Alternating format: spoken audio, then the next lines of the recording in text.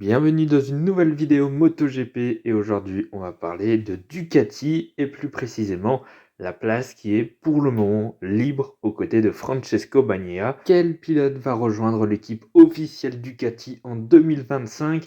Il y a deux candidats principaux, Enea Bastianini qui est déjà dans l'équipe depuis l'année dernière et Rollerey Martin qui est dans le team Pramac depuis ses débuts en MotoGP en 2021. On va surtout parler de ces deux candidats-là.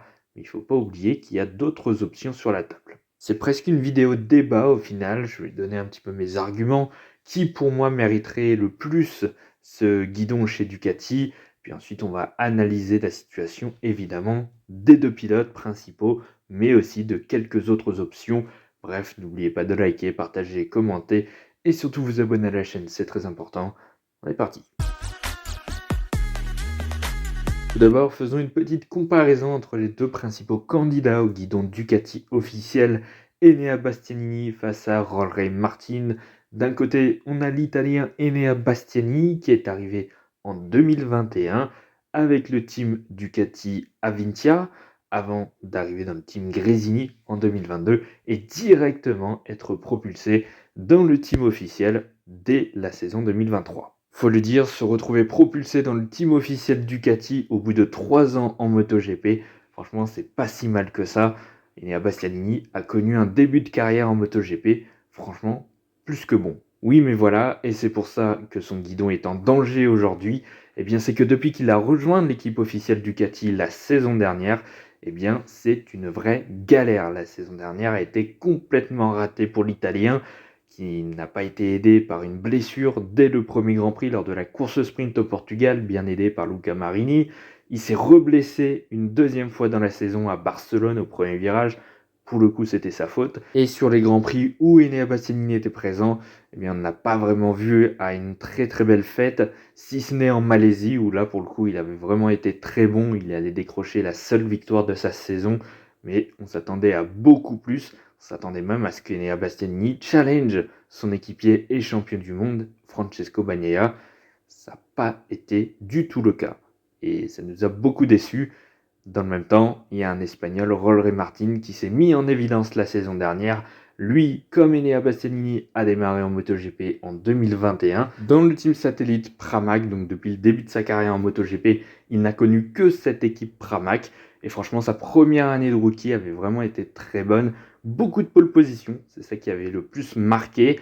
Sa première victoire en MotoGP aussi, qui avait été aussi la première victoire en MotoGP de son équipe Pramac aussi.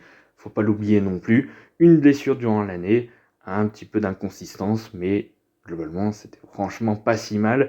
Le problème, c'est qu'il avait vraiment déçu en 2022, alors qu'il se voyait déjà dans le team officiel dès la saison 2023. Il avait mis un petit peu la charrue avant les bœufs, et ce qui a fait une saison 2022 assez compliquée au final. On l'a un peu moins vu qu'en 2021, j'ai l'impression. En tout cas, l'évolution n'était pas très très nette cette année-là.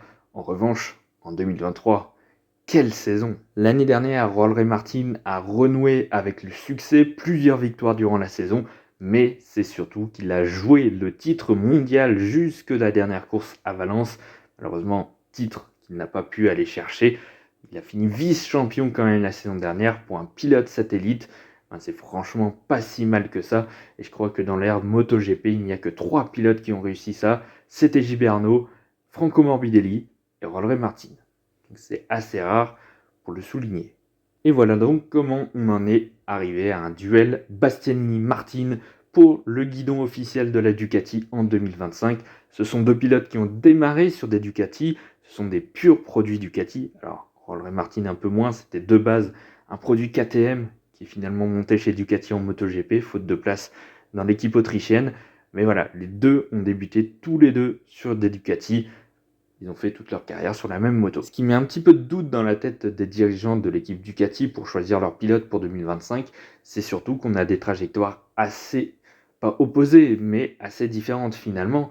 Parce qu'on a un Enea Bastianini qui a tout de suite été très performant, qui a fait une saison 2021 où il est monté en puissance tout le long de l'année, une saison 2022 où il a confirmé les progressions faites en fin de saison 2021, ce qui a fait tout simplement que l'équipe Ducati officielle a tout de suite choisi Enea Bastianini, alors que de base on pensait que ça allait être plus Rolleray Martin. Et justement, d'un autre côté, on a eu un Rolleray Martin qui a tout de suite très très bien performé en 2021, mais qui n'a pas confirmé en 2022, pile au moment où Bastianini lui est passé devant au final. Donc ça a croisé un petit peu les courbes, sauf que depuis, les courbes elles se sont recroisées à nouveau, et de nouveau à l'avantage de Rolleray Martin.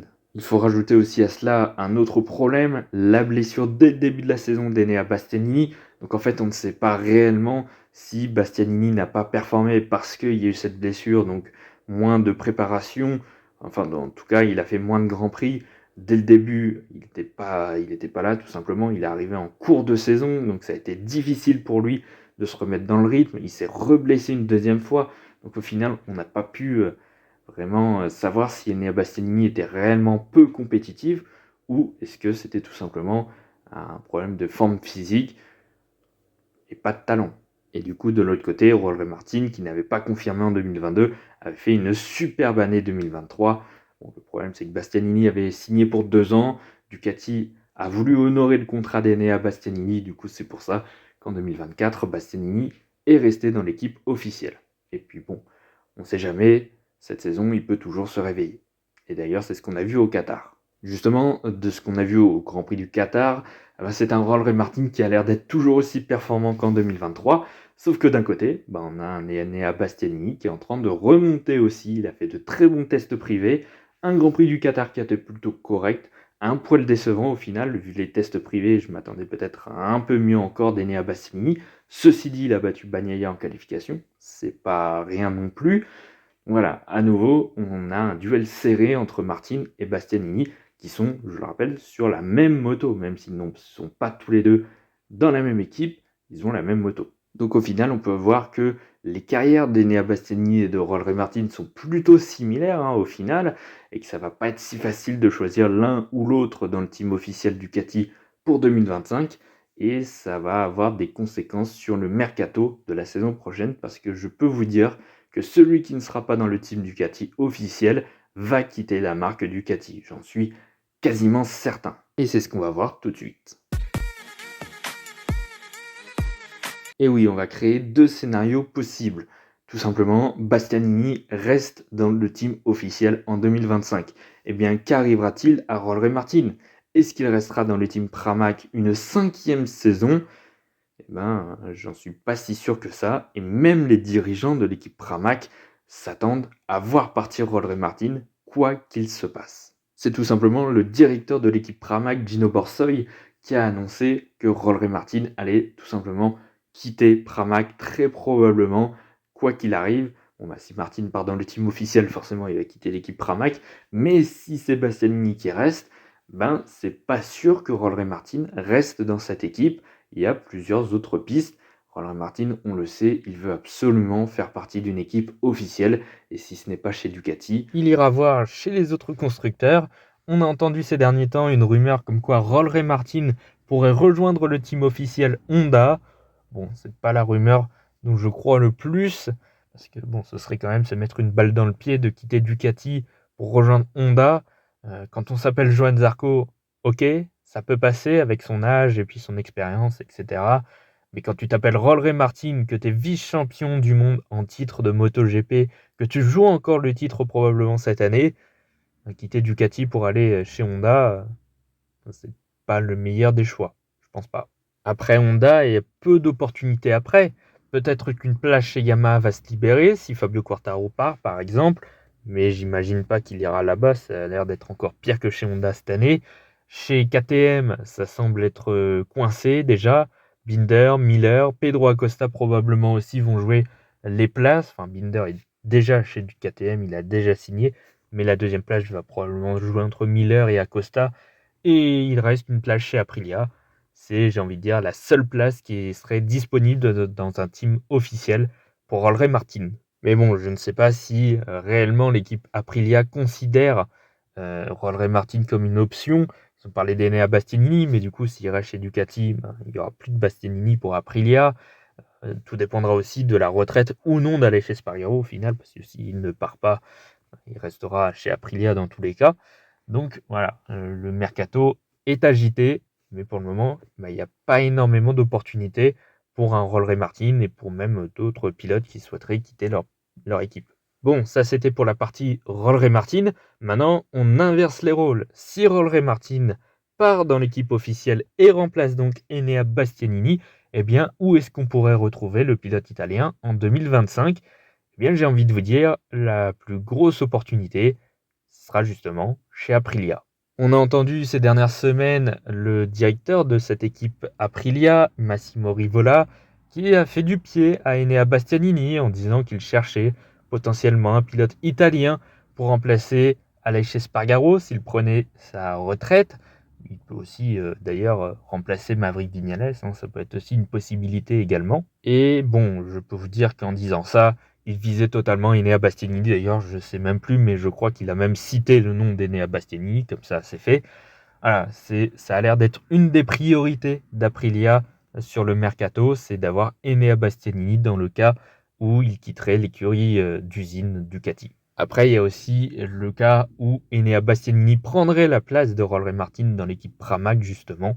Ça peut toujours être une possibilité, mais disons qu'il y a bien moins de chances, je pense. Donc si Enea Bastianini quitte le team Ducati officiel, bon, il y a des chances qu'il aille chez Aprilia. Maintenant, si Espargaro et Viñales restent dans le team officiel Aprilia, là, pour Bastianini, la meilleure opportunité, ce sera peut-être l'équipe Pramac. Et c'est là qu'on se rend compte en fait que la pièce maîtresse de ce mercato 2025 de MotoGP, c'est Aleix Espargaro, parce que s'il prend sa retraite, ça va faire énormément de mouvements sur le plateau. Il y a beaucoup de pilotes qui changeront probablement d'équipe.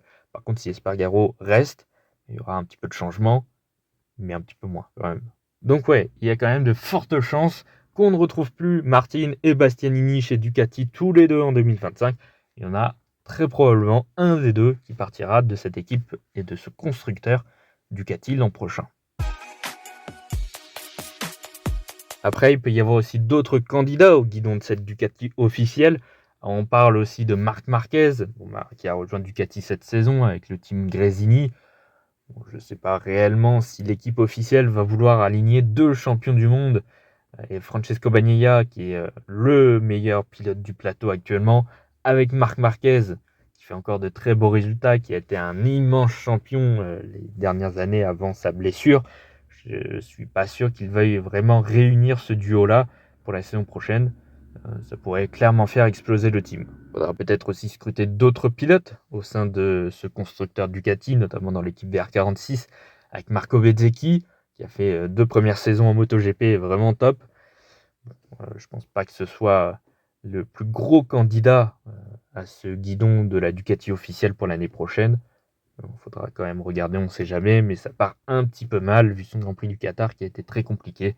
Mais bon, voilà, on n'est qu'au début de la saison, à voir. Après, il y a une dernière petite rumeur aussi de Fabio Quartararo dans l'équipe Ducati. C'est un petit peu comme le cas Marquez. J'imagine pas le team officiel prendre deux champions du monde. Surtout que je pense que Marquez et Quartararo ont un petit peu le même profil.